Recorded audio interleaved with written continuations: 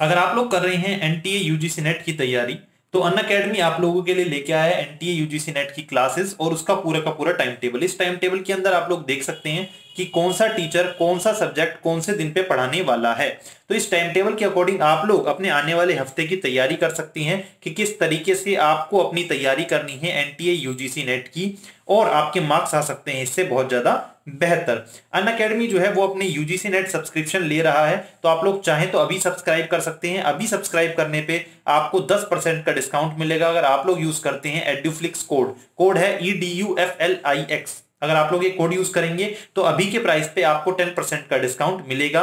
Unacademy बहुत जल्दी price को राइज करने वाला है, तो आप लोग अभी से अपना जो कोर्स है उसका सब्सक्रिप्शन ले लें। एनटीए यूजीसी के लिए बहुत ज्यादा हाई डिमांड आने की वजह से अनअकैडमी जो है वो अपना एनटीए यूजीसी नेट का जो सब्सक्रिप्शन है उसका टाइम पीरियड और ज्यादा इंक्रीज कर रहा है इसी प्राइस पे, और वो जो टाइम है वो है 4 जनवरी 2021। तो आप लोग चाहें तो 4 जनवरी 2021 तक इसी प्राइस पे अनअकैडमी का एनटीए यूजीसी नेट का सब्सक्रिप्शन ले सकते हैं। अदरवाइज जो प्राइस हाइक है वो जल्द ही होने वाला है, तो अगर आप लोग उसे बीट करना चाहते हैं तो यही सही मौका है, अनअकैडमी पे तुरंत एनरोल कीजिए। Thank you very much.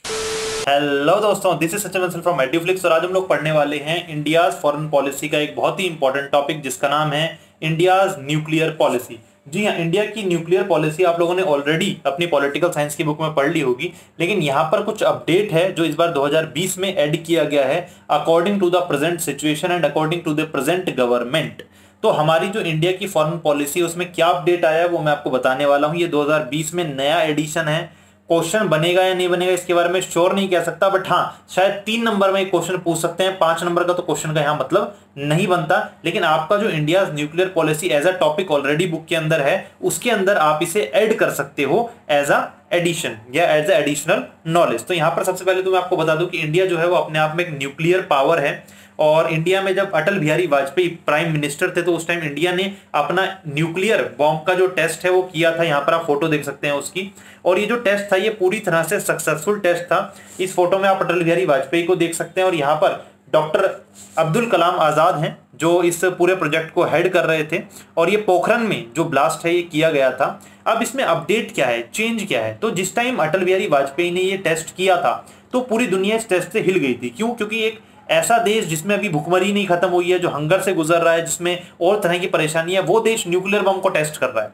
ठीक है, और क्या कह के कर रहा है? वो ये कह के कर रहा है कि भाई हम लोग अपनी सुरक्षा के लिए न्यूक्लियर बम को टेस्ट कर रहे हैं, लेकिन हमारी एक पॉलिसी रहेगी। अटल बिहारी वाजपेयी ने कहा था, ये ऑन रिकॉर्ड है, कि हमारी एक पॉलिसी रहेगी and that policy is no first use policy, कि हम लोग कभी भी न्यूक्लियर बम का पहला इस्तेमाल नहीं करेंगे। हाँ, सामने वाला अगर इस्तेमाल करेगा तो फिर हम लोग भी मजबूर हो जाएंगे उसका इस्तेमाल करने पे, लेकिन हमारा जो न्यूक्लियर पॉलिसी का प्रोजेक्ट है ये बिल्कुल पीस ओरिएंटेड है और हम लोग इसका पहला इस्तेमाल नहीं करेंगे। जिसे कहते हैं no first use policy by Atal Bihari Vajpayee. लेकिन वक्त बदलता है, राज बदलता है, पॉलिटिकल पार्टी बदलती है, विचार बदलते हैं, और उसी के साथ जब 2014 में नरेंद्र मोदी की गवर्नमेंट बनी है, प्राइम मिनिस्टर नरेंद्र मोदी के अंदर जो गवर्नमेंट बनी, उन्होंने कहा, एक स्टेटमेंट आई गवर्नमेंट की तरफ से कि जो नो फर्स्ट यूज पॉलिसी है ये कोई ऐसी पॉलिसी नहीं है जिसे इंडिया हमेशा अपनाए रखेगा। हम लोग चाहें तो इसमें वक्त रहते बदलाव भी कर सकते हैं। अगर हमें जरूरत पड़ी तो हम इसे रिव्यू भी कर सकते हैं और हम इसे चेंज भी कर सकते हैं, क्योंकि ये इंडिया का रीजनल सिक्योरिटी का मामला है, ये इंडिया का नेशनल सिक्योरिटी का मामला है। इसी के साथ यानी यहां पर जो गवर्नमेंट है वो एक एग्रेसिव मूव शो कर रही है पूरी दुनिया के सामने कि भाई अब हम वो इंडिया नहीं है पुराने वाले जो लोगों के बारे में, दूसरे देशों के बारे में सोचेगा, उसके दबाव में आके अपनी सिक्योरिटी को टेम्पर होने देगा। यहां पर जो हमारी गवर्नमेंट है वो पूरे इंटरनेशनल लेवल के सामने कहने को तैयार है कि भाई हाँ, हम लोग अपनी पॉलिसी में चेंज कर सकते हैं, कि नो फर्स्ट यूज पॉलिसी जरूरी नहीं है कि भाई कह दिया हमने तो अब से यही चलेगी, हम इसमें बदलाव कर सकते हैं और हम लोग पहला वार भी कर सकते हैं। इसी के साथ जो इंडिया है वो कमिटेड है कि हम लोग एनएसजी के मेंबर बनने को बिल्कुल तैयार है। एनएसजी जो है वो एक न्यूक्लियर सप्लायर ग्रुप है।